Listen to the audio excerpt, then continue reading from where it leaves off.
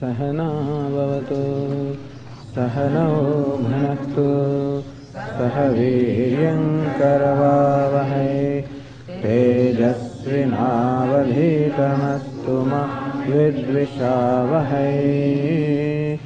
ॐ शान्ति शान्ति शान्तिः। Let us recite from the beginning. Some time. Shri Bhagavan Param Bhuyah Pravakshyami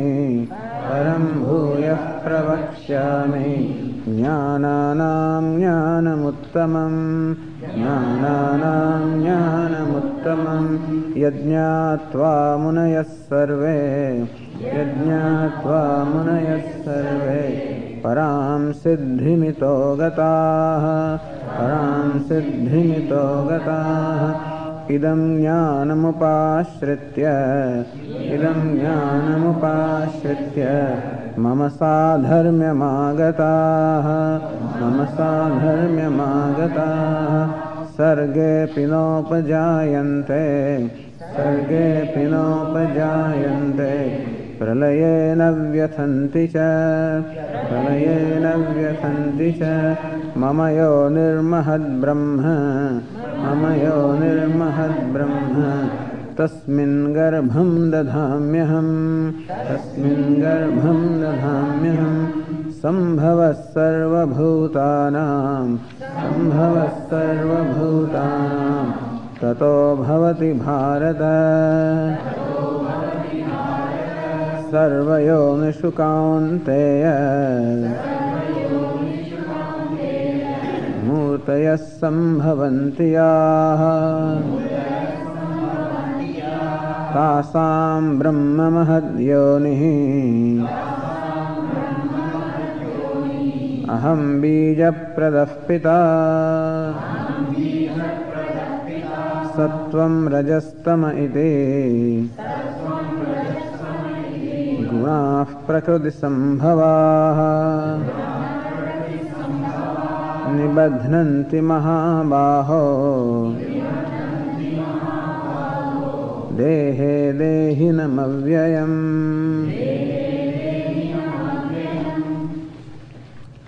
Sattvam rajaha tamahiti gunaha.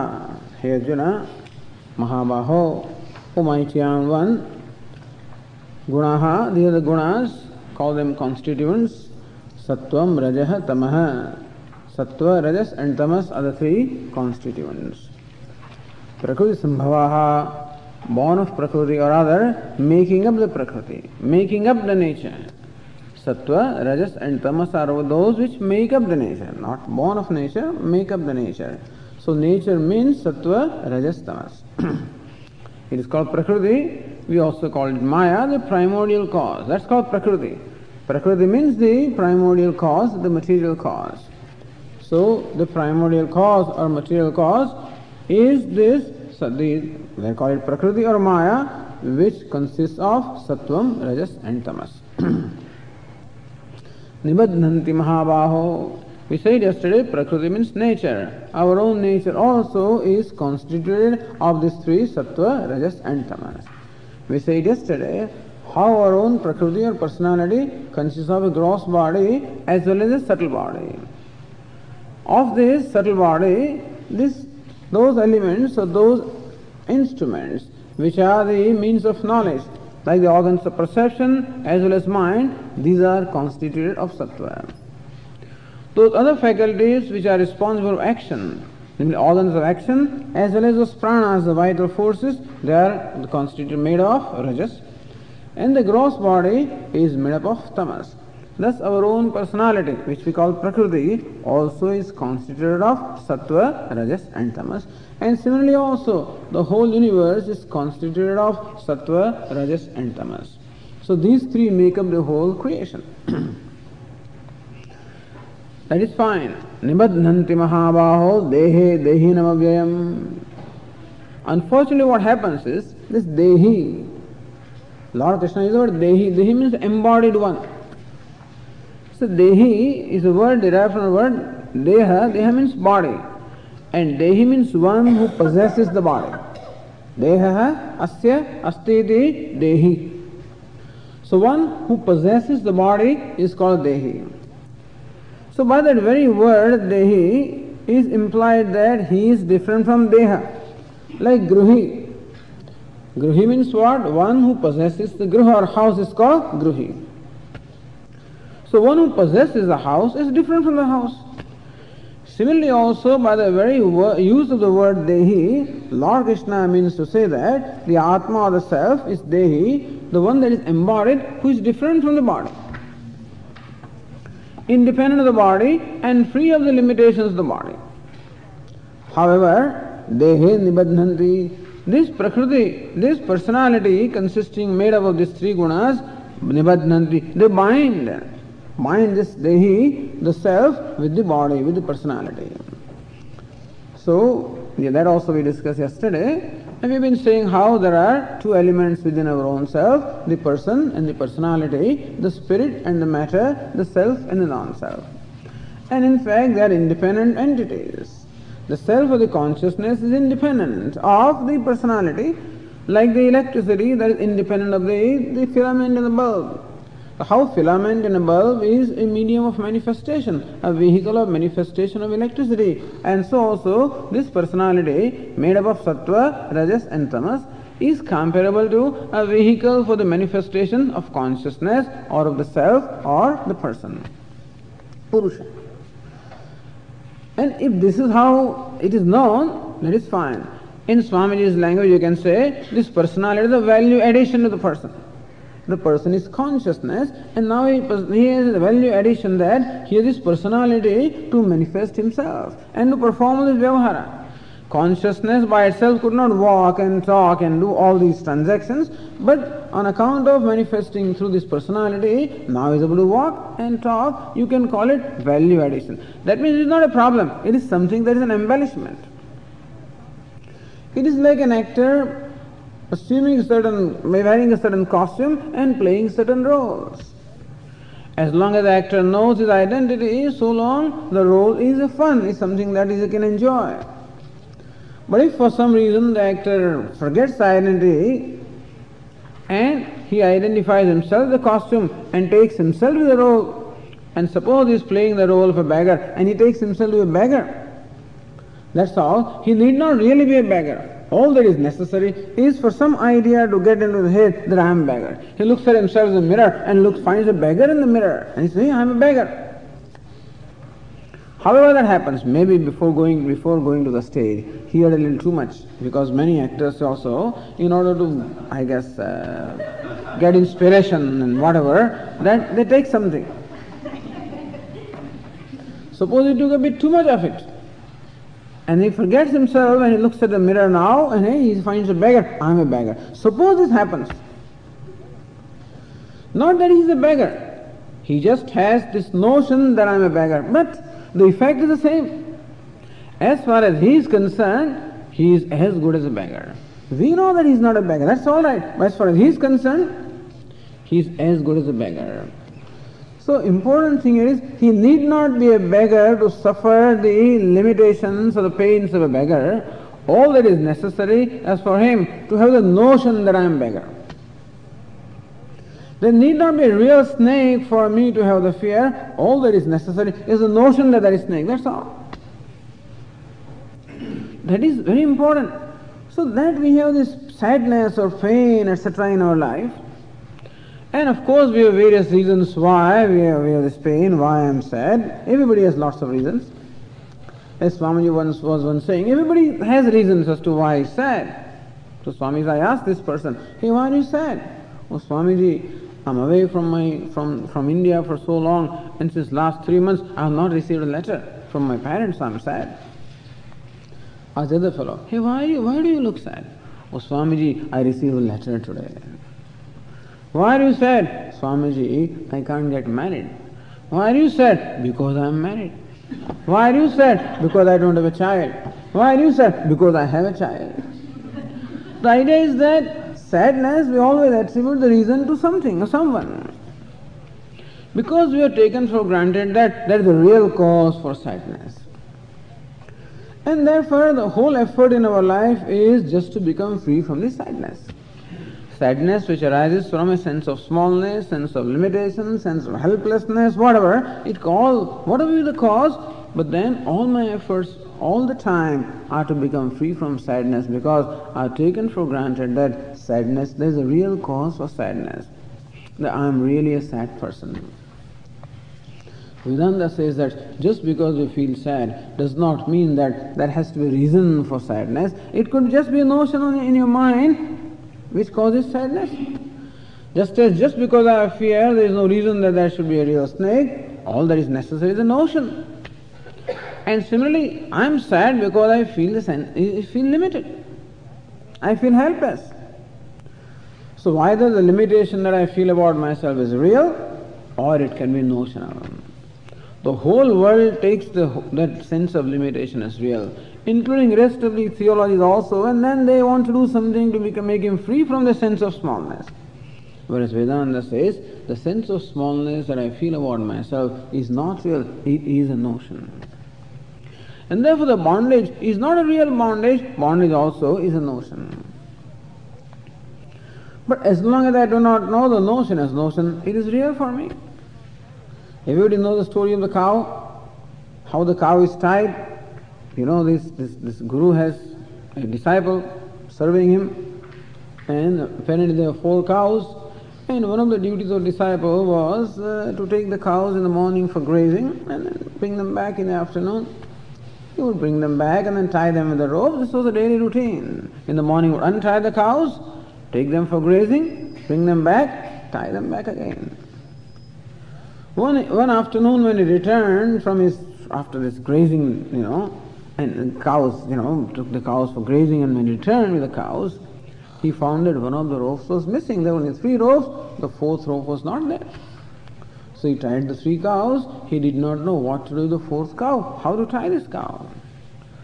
So whenever there is any difficulty, go to the guru, and so he went to the teacher. He said, it seems one rope is missing, and what should I do?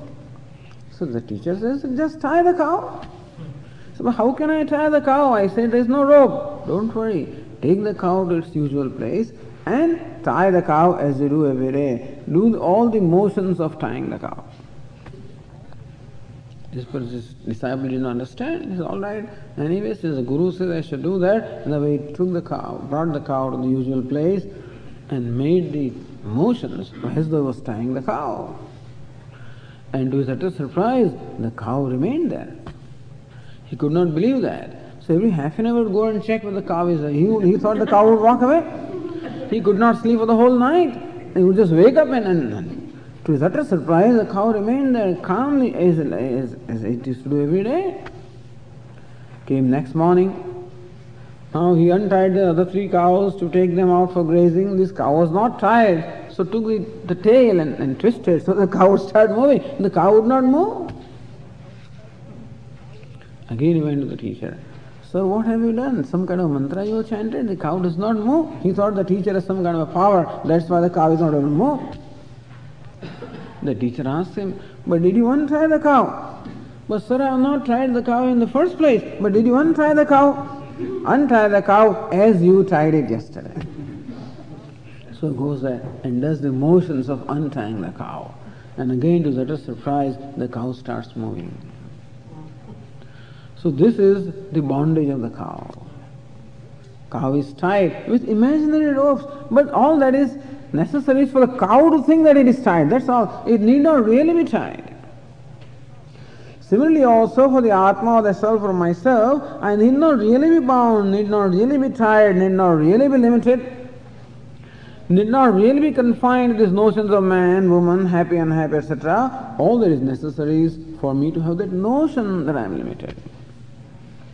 That's all. So there is something that causes notion. What causes? This body.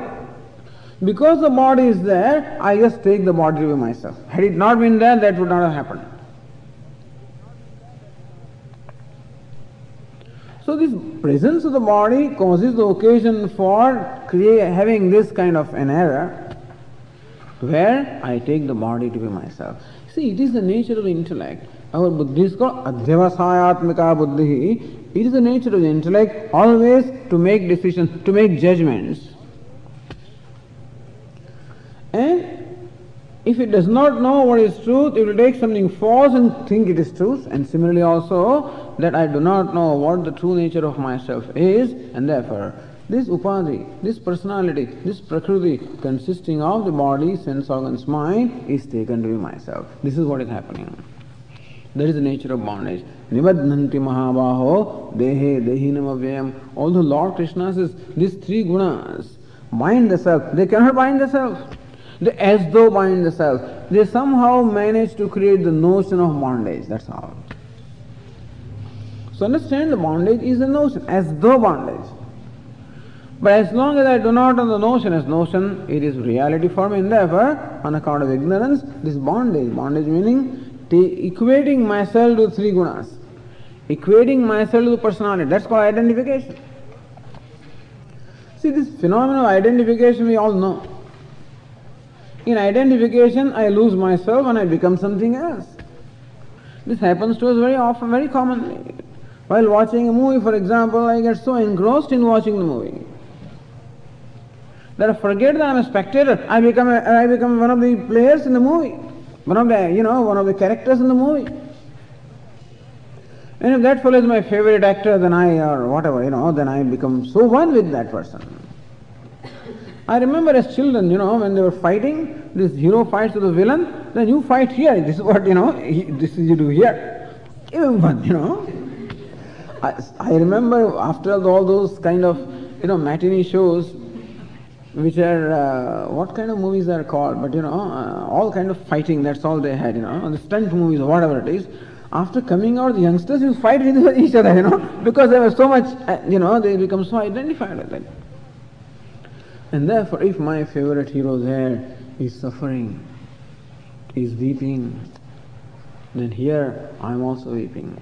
Even though I am sitting in an air-conditioned auditorium with push-back chair, with cashew nuts in one hand and Coke in the other hand, with this I am watching the movie. All comfortable. I don't talk of myself. Somebody, let's say, is watching the movie. His wife is sitting beside him, and this is what is going on. And then this fellow tears are streaming through his eyes. And somebody sitting beside them asks, "Hey, why are you crying?" He says, "My wife has left me." This fellow's wife has left him. But this fellow is crying, and his wife is sitting beside him. And still he is crying as though his wife has left him. So this is the phenomenon of identification, as to how one totally forgets oneself and becomes something that one is not. Similarly also there is an identification. I forget who I am, the self forgets who he is and becomes as good. Then I become as good as what I am identified with.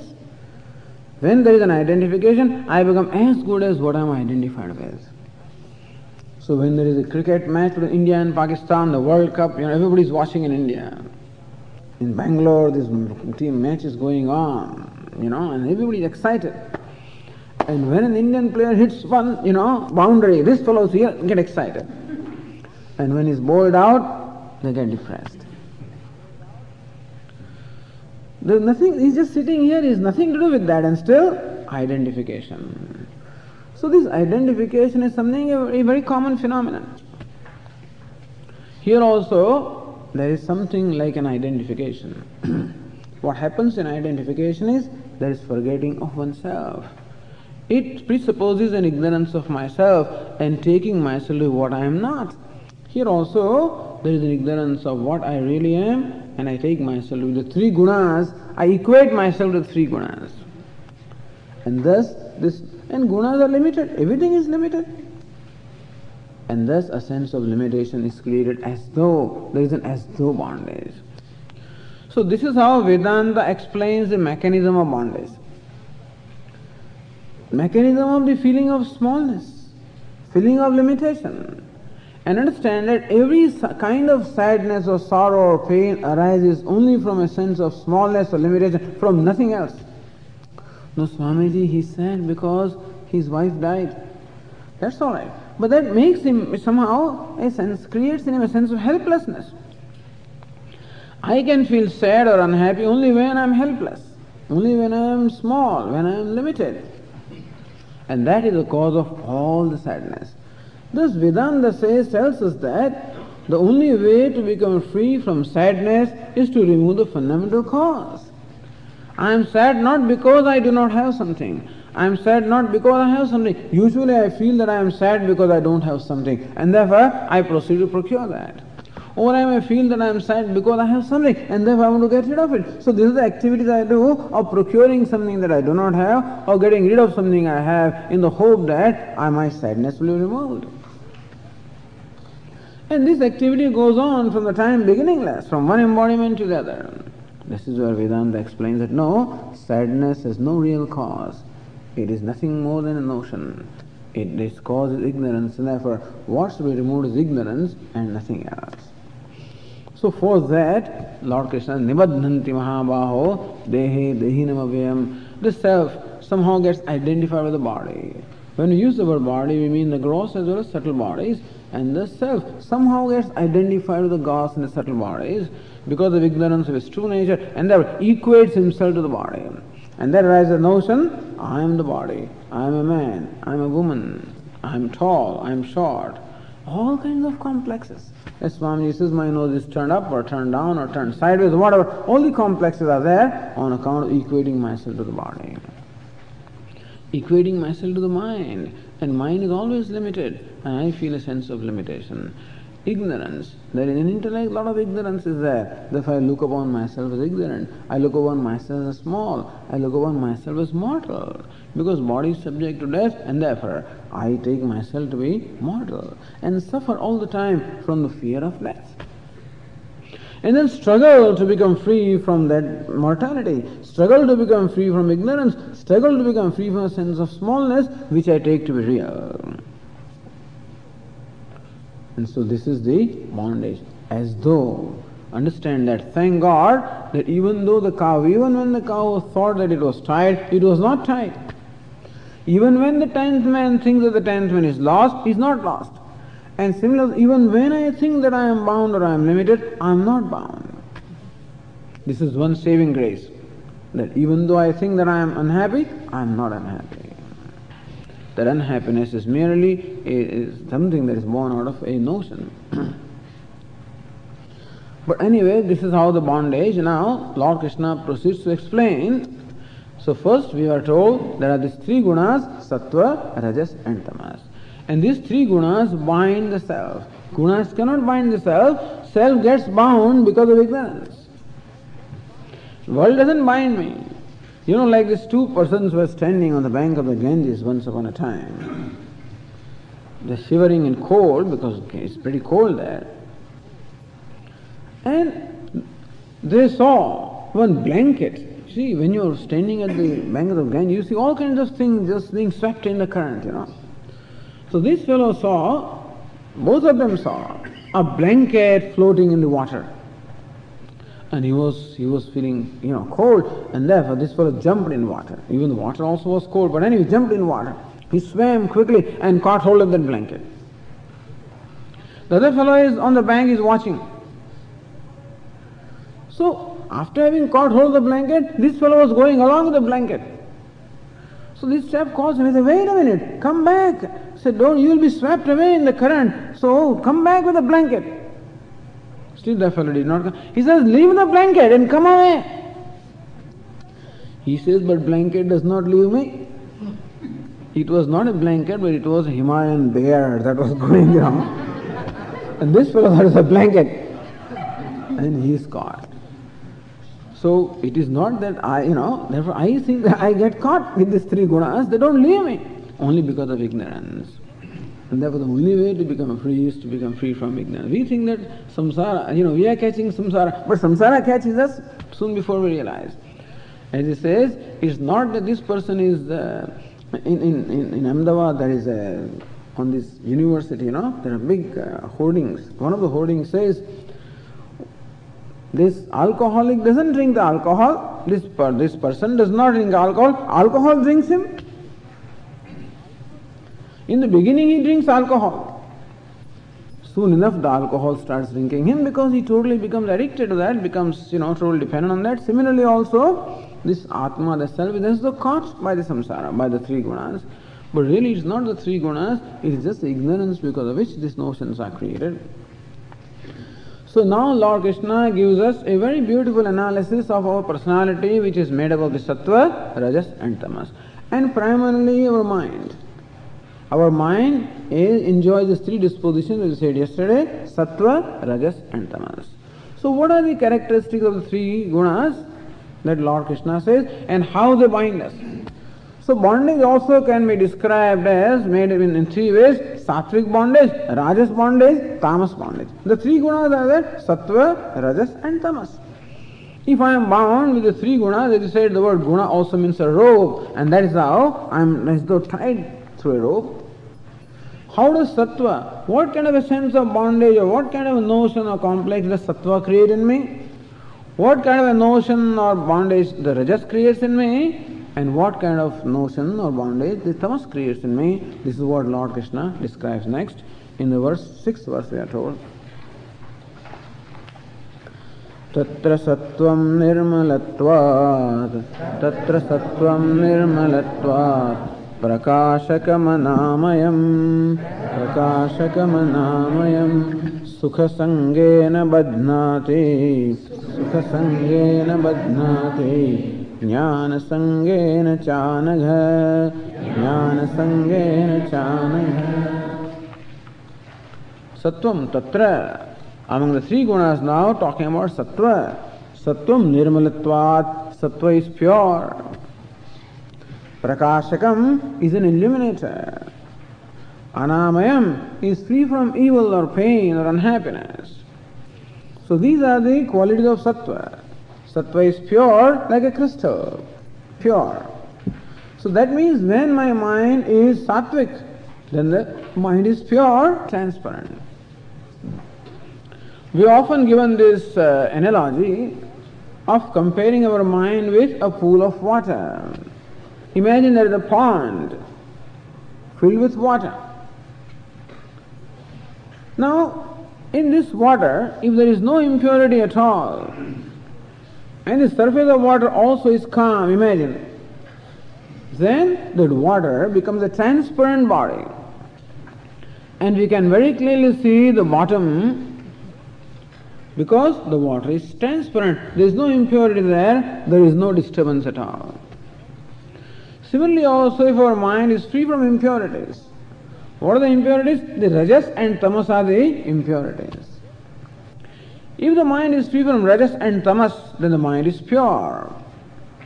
And what the rajas creates, as we'll see, it creates a disturbance, agitation in the mind. Like the surface of the water being agitated, then also we cannot see the bottom clearly. If the water is impure, then also we cannot see the bottom clearly. So if the water is free from both impurity as well as agitation, then the water is transparent and we can see the bottom clearly. Similarly also, if our mind is free from tamas, which is impurity, and rajas, which is agitation, then the mind is transparent, like that water. And you can very clearly see the bottom. What is the bottom? Bottom is nothing but the self. And so when the mind is sattvic, then the self manifests very clearly. Just as the bottom of that lake manifests itself very clearly, or we can say how that body of water reflects whatever it is in front of it. And similarly also, when my mind is free from rajas and tamas, then the mind is pure, mind is transparent, and reveals the nature of the self, which is like at the bottom of the mind, sort of. What's the nature of self? Consciousness. What's the nature of self? Happiness. And therefore, whenever my mind is sattvic, what is the experience? Experience of cheerfulness, happiness. A happiness is uncreated. Normally, happiness also is of three kinds, but the happiness here that we are talking about is happiness for no reason. When my mind is sattvic, when my mind is pure, when my mind is transparent, I just feel happy. For what reason? No reason at all. It doesn't require me to get something, fulfill a desire, no external cause is required, just feel happy for no reason because happiness is myself. So sattvic mind is the mind that is pure and is the mind that reveals and manifests the nature of the self. So it's anamayam. Amayam means dukkham. Anamayam, free from dukkham. So that mind is free from dukkha means that mind is happiness, enjoys happiness or reveals happiness. Prakashakam. Prakasha means light. Prakashakam, it reveals light of the self. It reveals the intelligence of the self, as Lord Krishna will say a little later. When the mind is sattvic, I feel illumined. And so sattvic mind is that which reveals the knowledge also. That is why we are always told that our mind must become pure, that there must be self-purification or purification of mind. And by the purification of mind we mean that the mind becomes free from rajas and tamas. Because then that mind reveals the happiness that is self, that mind reveals the intelligence or the knowledge, the illumination of the self, because the mind is pure. Sattvam nirmalatvat. Understand that this is the nature of the mind. Another important thing to understand is sattva is the nature of the mind. As you see, the rajas and tamas, the impurities are actually external, they are foreign elements. Just as purity or transparency is the nature of the water, and the impurity is something that is external or foreign, not part of the water, it's something foreign, something added to the water. Or agitation in the water also is due to something else, not because of water, because of air or something. So water by itself is transparent, pure and calm. And if we find agitation in the water, then we know that agitation also is due to some external cause. If we find impurity in the water, then also we know that impurity is also external to the water. And that's the reason why we can remove impurity. That's the reason why we can remove that agitation. So one important thing and very comforting thing to understand is that sattva or purity is the nature of our mind. Not only the self is pure, but even mind also is pure by nature. So those who study Tattva Bodha, there it is explained in the process of creation. We are told how sattva, rajas and tamas. We just told how the creation, evolution takes place. From this sattva aspect is born our mind, our organs of perception. And so if mind by itself is pure, impurities are agantuka, which means that they are foreign. They are something that are extraneous and not inherent in the mind. This sattva. So when the mind is sattvic, still sattvic mind alone is not enough. We actually require knowledge. But knowledge can take place in the mind that enjoys sattva. However, just because the mind is sattvic does not mean that there is knowledge. There can be ignorance. A very thin layer of ignorance is there. In the 3rd chapter of Bhagavad Gītā, Lord Krishna explained, giving 3 examples of how the ignorance veils the nature of the self. Kameshah, Krodeshah, Rajoguna Samudbhava, Mahashano Mahapapma, Vidhenam Hivaidhanam, Dhubena Vriyate Vannihi, Yathadarsho Malenacha, Yasolbena Vrto Garbha, Tathate Nedamavratam. How this self is as though covered by the ignorance. If the mind is sattvic, then the cover is very thin, like the smoke covering the fire. Like the smoke covering the fire. All you need is to fan away the smoke and the fire becomes evident. And smoke just covers the light of the fire, not the heat of the fire. But the thin layer of ignorance is there. Yathadarsho malenacha, the rajas is like the dust covering the mirror. And when dust covers the mirror, we know the mirror is there, but it doesn't serve the purpose. There is no reflection. Yatholbena vrto garbha, the tamas covers the self like the embryo, fetus in a womb. You don't even know that it is there. So that's how these layers of ignorance has to become thicker and thicker. Sattvic, rajas and tamas. But in sattva also, unless knowledge is there, ignorance, if ignorance is there, there's always going to be identification. So when mind becomes sattvic, there is an identification with that mind, because still I do not have the viveka discrimination that I am different from the mind. So I take the mind to be myself. When the mind is sattvic, 2 things happen. As we said, prakashakam, anamayam. As the mind is sattvic, as the mind is transparent, it reveals the knowledge of the self. So there is knowledge as well as there is happiness. Therefore, sukha sangena badhnati, jnana sangena chanagha. Lord Krishna says, even sattva also binds me, sukha sangena, by attachment to happiness. See, that is why whenever my mind is pure, I feel happy. And that is the experience of happiness. Even then also I do not have the knowledge that happiness is my nature. If we have the benefit of this teaching, then we know. If the benefit of teaching is there, then whenever I experience happiness, I can remind myself, I am not the experiencer of happiness, I am happiness. But when the teaching is not there, then whenever my mind becomes sattvic, I experience happiness. And what do I call myself? I am a happy person. I am the enjoyer of happiness. And then what? Since I love happiness, therefore I want that experience again and again. That's the reason why people enjoy samadhi. There are those, in samadhi also there is an experience, because mind is sattvic. Very often questions are asked, Swamiji, what is the difference between deep sleep and samadhi? In the deep sleep there is a total layer of tamas or darkness. I don't know anything, I am not aware of myself, nor aware of anything. Whereas in samadhi there is light of sattva, when the mind is sattvic. And therefore there is an awareness of happiness. And that's the reason why a person wants to go back again and again.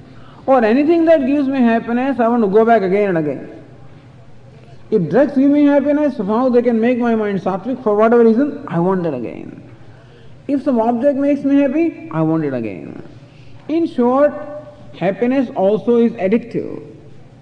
And therefore, sukha sangena badnati, the sattvic mind also, because it creates for me an experience of happiness, and happiness is something that I like, therefore it causes bondage with the happiness. Not with happiness, but with the means of happiness. I want that mind again and again. I naturally want my mind to be sattvic. And I know that if I listen to the music, then my mind, I'll be happy. So I'm attached to not, sukha means the means of happiness. So those things which give me happiness, I get attached to them. Sukha sangena badnati. So sattva also binds me with happiness.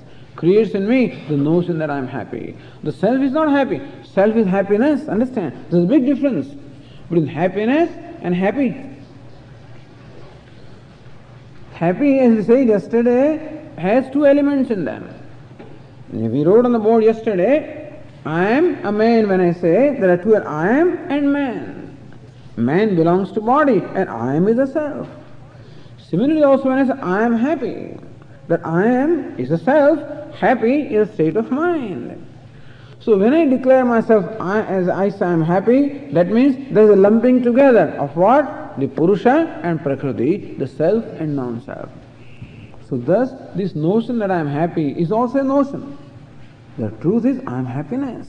But because of ignorance, I take myself to be happy whenever mind becomes sattvic, and that's how sattvic mind creates in me the notion I am happy. And naturally binds me with that.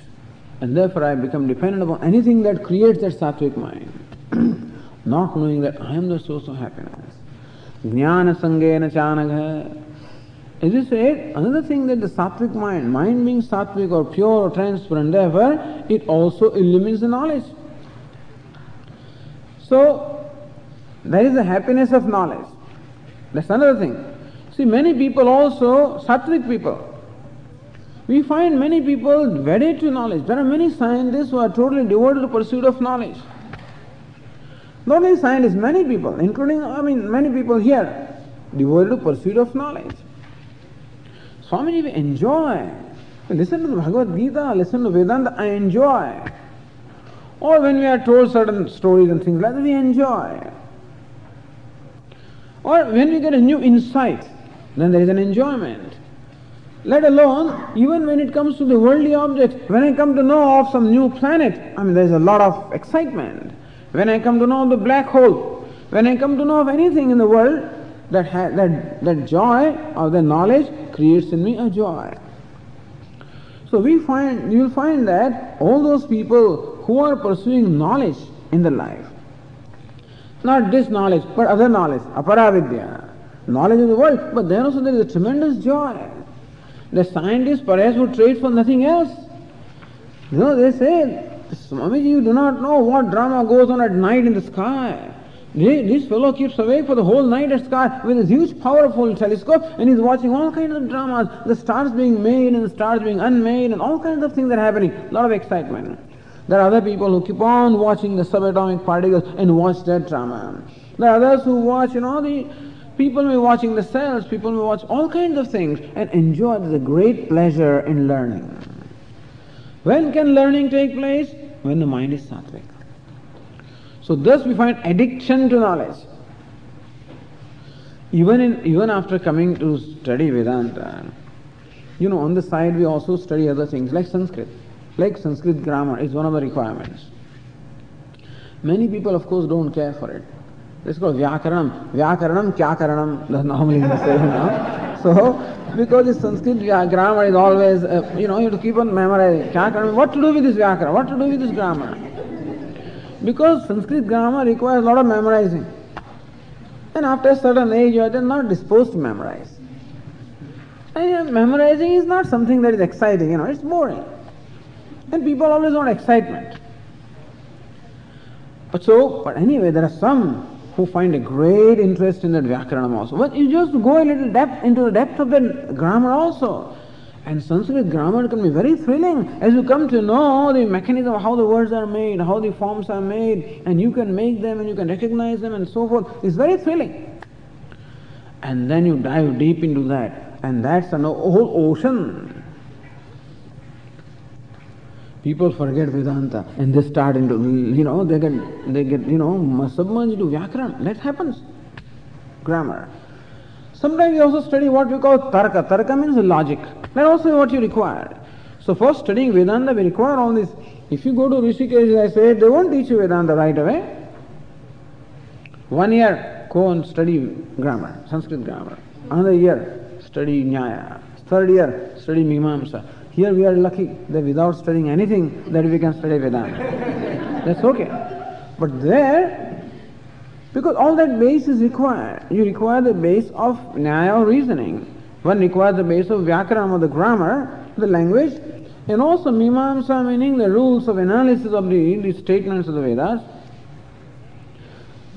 And that, therefore we study them as prerequisites. But sometimes prerequisites become the main topics, The thing is forgotten. Because Mimamsa also is so exciting. Even Nyaya, reasoning also becomes so exciting. That I have seen many number of people who really get sidetracked with that. What is that? That is the love, joy of knowledge. See, joy of knowledge of self is one kind of a joy. I am not talking about that. I am talking about the bondage. This is a knowledge that is releasing knowledge, understand? But when you start gaining joy of knowledge of such as grammar, such as physics, such as biology, such as whatever, then I get more and more addicted to that, and I get bound to that. So understand the bondage. Bondage is that which makes me dependent. Bondage is that which creates in me a sense that I cannot do without that. It creates an addiction. So sattva, the sattvic sattva also creates an addiction in me. If I am lucky enough to be exposed to Vedanta, then that's the knowledge. If you are addicted to that knowledge, fine, there's no problem, because that's a releasing knowledge. But other knowledges are those which are addicting knowledges also. Sukha sangena badnati, jnana sangena chanagha, he anagha, O sinless one. Lord Krishna addressing Arjuna. Because Arjuna is very often, Lord Krishna says,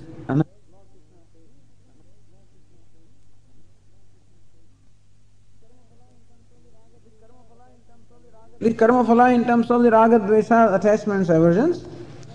A sattvic mind is that mind which is free from attachments and aversions, likes and dislikes. Anaga, O sinless one, this is what the sattva does. And therefore don't stop there. Even sattva also can become an obstacle. In Vedanta, the obstacle is called rasaswada. You know rasaswada? Rasaswada means enjoying the pleasure. And even if you are meditating also, there can be pleasure of meditation. In process of meditation also, when my mind becomes quiet or silent or tranquil, there is a joy of silence. and I enjoy the rasa, the pleasure of the silence. Understand that silence is a state of mind. And the Vedantic teachers who tell us, they don't stop there. Na svadayet rasam tatra. Then when you get the state of mind which is tranquil or silent, don't stop there merely because you enjoy that pleasure of silence.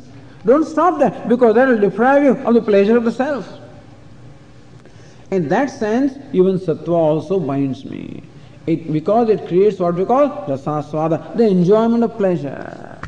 And I have a tendency naturally to get attached to the pleasure. Therefore, even sattva also is that which binds me. Of course, that's a rope which is very thin. It can be broken right away. But this is where teaching is required. So when I'm enjoying that sattvic state, when I'm enjoying that happiness of the self, not happiness of an object, happiness of the self, when I'm enjoying that tranquil or silent state of mind, then the teacher says, Tattvamasi, that thou art. Look, the silence that you're enjoying, you're not the enjoyer of silence, you are the silence. Look, you're not the enjoyer of that happiness, you are the happiness. That message can become clear to me when I'm enjoying happiness. While listening to Vedanta, for whatever reason, suppose I'm sad or I'm upset, and then I'm told, you are that thou art, then what do I say? Oh, the sadness I am. No. All that message given to me that I am happiness doesn't make sense as long as my mind is not happy. To know that I am happiness requires a mind that is happy. Not happy because of some reason. That means it requires a mind that enjoys sattva. So no doubt this is what we require. But this is not enough. With the sattvic mind also, what is required is teaching. And then I know, even sattva also I am not. I am sattva atitaha. As this chapter will explain, I am the one that is witness of sattva. So nissangaha prajnaya bhavet. Gaudapadacharya says, Na svadayet rasam tatra nissangaha prajnaya bhavet. Tatra, in that state of samadhi, in the state of self-absorption, when you are enjoying the rasa of the samadhi, rasa of the silence, rasa of absorption, don't stop there. Nissangaha prajnaya bhavet. By your wisdom, by your viveka or discrimination, become detached even to that experience of pleasure and understand that you are not the enjoyer of pleasure, you are not enjoyer of happiness, you are happiness. So this is sattvam, tatra sattvam nirmalatvat. Sattva is nirmalam, is pure, like crystal. And that is what reflects the self. The sattvic mind is that which reflects the consciousness of the self. And that reflected consciousness is passed on to other layers of the personality, from the mind to the sense organs and then to the body. But the mind of the buddhi, which is sattvic, is the one that first receives the reflection of consciousness, as though. Sukha sangena badnati, jnana sangena chanagha, binds through attachment to happiness and attachment to knowledge. That's why we find people addicted to knowledge. Sattvic people. People who are enjoying sattva, you always find them, they will have nothing to do with pleasure in life. Not only the sannyasis are given the pleasure, all people who are addicted to knowledge are given up all the kind of material pleasure, no time.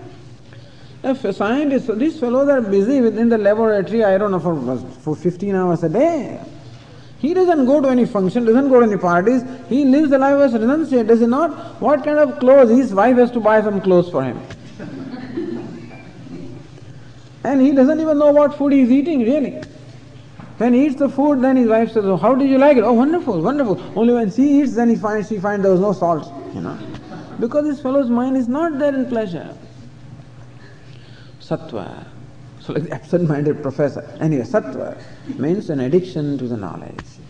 Which is beautiful. It's beautiful, but not enough. One has to even transcend that. One has to even grow out of that. And understand that I am not the enjoyer of happiness, I am the happiness.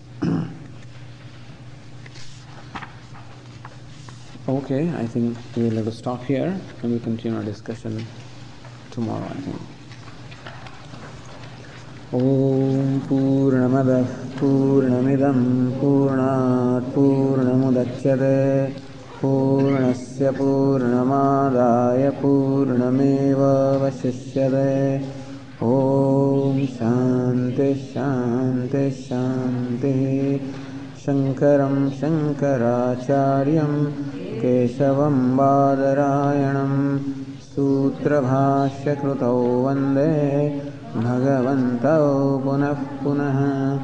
Ishvaro Gururatmedi Murti Bheda Vibhagine Vyomavadvyapta Dehaya Dakshinamurtaye Namaha. Om Shanti Shanti Shanti. Hari Om. Shri Gurubhyo Namaha. Hari Om.